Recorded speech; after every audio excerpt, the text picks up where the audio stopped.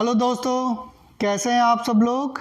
आज के इस वीडियो में जो मैं इंफॉर्मेशन उम्रा वीज़ा के बारे में बताने वाला हूं बहुत ही इम्पोर्टेंट है, क्रिटिकल है उन लोगों के लिए जो रमज़ान के समय उम्रा वीज़ा में आने का प्लानिंग कर रहे हैं, या फिर वो लोग जो जनवरी एंड में या फिर फरवरी फर्स्ट वीक से आने का प्लानिंग कर रहे हैं और 90 डेज़ रुकने को सोच रहे हैं।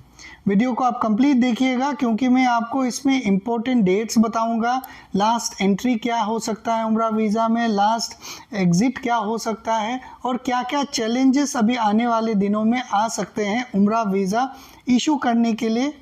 ओके, तो ये चीज़ ध्यान से सुनिएगा। ये मैं उस बेस पे बता रहा हूँ जो इस साल उम्रा सीज़न में मैंने एक्सपीरियंस करा, पिछले साल जो एक्सपीरियंस करा और उससे पिछले साल जो एक्सपीरियंस करा। ये 3 साल का समरी आपको एक वीडियो में बता रहा हूँ। ओके, सबसे पहली बात, आपको उम्रा करने आ रहे हैं तो एक वीज़ा चाहिए होगा। वो वीज़ा आप खुद से इशू नहीं कर सकते जब तक आप ऑनलाइन अप्लाई करने के लिए एलिजिबल ना हो। उस कैटेगरी में नहीं जाएंगे कि आपका क्या एलिजिबिलिटी क्राइटेरिया है, नहीं है। ये मान के चलिए कि आप एलिजिबल नहीं हैं ऑनलाइन अप्लाई करने के लिए, तो आपको एजेंसी के थ्रू ही अप्लाई करना है। और एजेंसी के थ्रू आप अप्लाई करेंगे, उनको पासपोर्ट कॉपी देंगे, फोटोग्राफ्स देंगे, पेमेंट करेंगे, वीज़ा 1 से 2 दिन में आ जाएगा।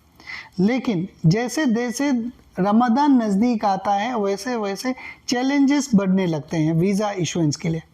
वीज़ा इशुएंस का चैलेंजेस कैसे बढ़ता है, जैसे जैसे रमज़ान आता है डिमांड बढ़ता है, उस तरह से फिर वीज़ा इशुएंस डिले होता है, क्योंकि जो मूफा जनरेशन है वो डिले होता है तो वीज़ा इशुएंस में डिले होता है।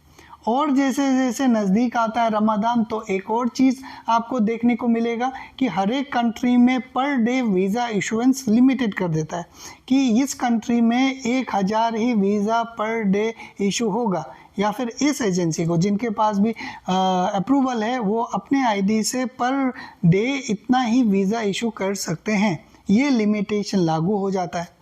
तो वो लोग जो ये सोच के बैठे हैं कि भाई मुझे रमज़ान के समय जाना है और जाने से 10 दिन पहले मैं वीज़ा ले लूँगा, उनके लिए ये बहुत बड़ा वाला सरप्राइज़ इंतज़ार कर रहा है। आप लोगों में से भी बहुत सारे लोग होंगे जो मुझे कांटेक्ट कर रहे थे इस सीज़न में।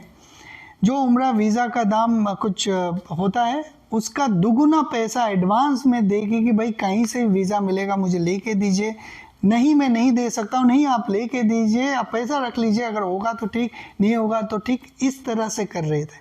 वो क्यों कर रहे थे? क्योंकि उन्होंने टिकट 2 महीना पहले बुक करा और वीज़ा सोचे कि रमज़ान से पहले जाने से 2-3 दिन पहले मैं बुक कर लूँगा। ओके, तो उन लोगों के लिए ये, उस तरह के लोग अगर अभी भी हैं तो उनको ये सरप्राइज वेट कर रहा है। ओके, अगर आपने टिकट बुक कर लिया है तो अपना वीज़ा भी वैलिडिटी के अनुसार बुक कर लीजिए। वीज़ा का वैलिडिटी 90 डेज होता है। जिस दिन से आपने इशू करा उस दिन से 90 दिन होता है। उन 90 दिन के बीच में आपको ट्रैवल करना है, ठीक है। तो आप 90 दिन के अंदर ही आपको ट्रैवल करना है, तो जब भी आपका 90 दिन का अंदर अगर वो टॉलरेंस आ जाता है अपना वीज़ा इशू करवा लीजिए।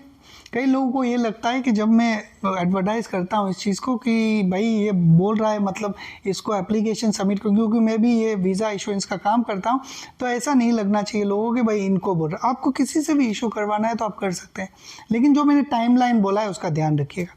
ये हो गया पहला बात कि आपको आना है तो पहले से अपना वीज़ा अप्लाई करके रखिएगा।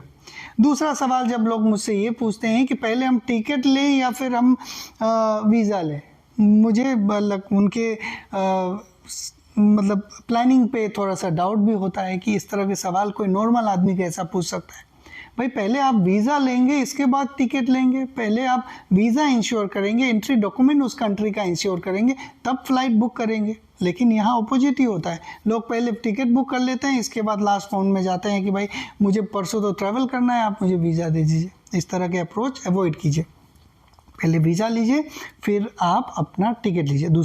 तीसरा जो सबसे ज़रूरी बात मैं आपको बताने जा रहा हूँ वो ये कि सऊदी में उम्रा वीज़ा रमज़ान के समय जो होता है उसमें आप ये नहीं बोल के चल सकते कि भाई 90 डेज़ ही आप स्टे पीरियड होगा आपका, नहीं, क्योंकि उस दौरान हज से पहले आपको एक लास्ट एंट्री डेट होता है, क्योंकि उस वीज़ा पे आप हज से पहले इस तारीख से पहले पहले आपको सऊदी इंटर कर जाना है। और एक एग्जिट डेट भी होता है कि जितने भी लोग उम्रा वीज़ा पे आए हैं उनको इस तारीख से पहले पहले वापस चला जाना है सऊदी छोड़ के, इरेस्पेक्टिव कि आपका 90 दिन पूरा हुआ, 10 दिन हुआ, 15 दिन हुआ, जितना भी दिन हुआ।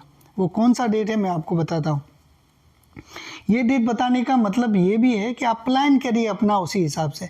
कई लोग टिकट अभी से बुक करके बैठे हैं कि भाई मैं 15 मार्च को जाऊंगा सऊदी और 80 दिन रुकूंगा, अप्रैल में जून के मान लीजिए फर्स्ट वीक में मैं वापस आऊँगा। ओके, इस तरह से प्लान करके बैठा, लेकिन उनको ये नहीं पता है कि भाई सऊदी में हज से पहले जितने भी उम्रा वीज़ा होल्डर है उनको 29 अप्रैल से पहले पहले वापस चला जाना है, कहाँ, अपने अपने देश, और 13 अप्रैल से पहले इंटर कर सकते हैं, है ना। कई लोग अगर मान लीजिए 10 अप्रैल को इंटर कर रहे हैं, जरूरी नहीं है कि वो 90 दिन रुक सकते हैं, आपको स्टे पीरियड अलाउ करता है, लेकिन यहाँ पे ये एक एक्सेप्शन है कि आप चाहे 10 तारीख को इंटर करें, 12 अप्रैल को या 13 अप्रैल को, 13 अप्रैल से पहले जितने भी लोग इंटर कर रहे हैं उनको 29 अप्रैल से पहले पहले वापस जाना है। जो लोग नहीं गए उनको पेनल्टी होगा, ट्रैवल बैन होगा, जेल भी हो सकता है, क्या क्या होगा वो पता नहीं, लेकिन ये रूल्स है।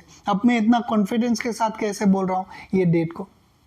अगर आपके पास उम्रा वीज़ा है जो आपने इशू करा होगा तो वहाँ पे देखिए रेड इंक में लिखा होगा एक डेट, वो डेट है लास्ट एंट्री और लास्ट एग्जिट डेट।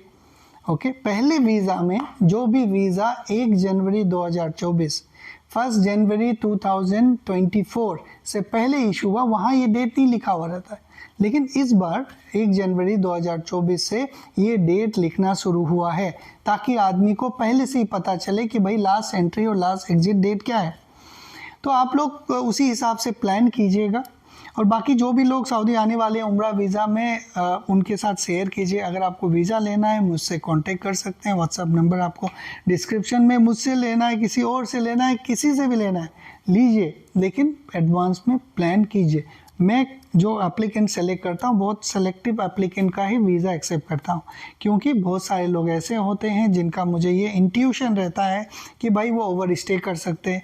उनका ये भी इंट्यूशन रहता है कि भाई वो जद्दा एयरपोर्ट पे आएंगे, वो नकावा वाले बस में ना बैठ जाए।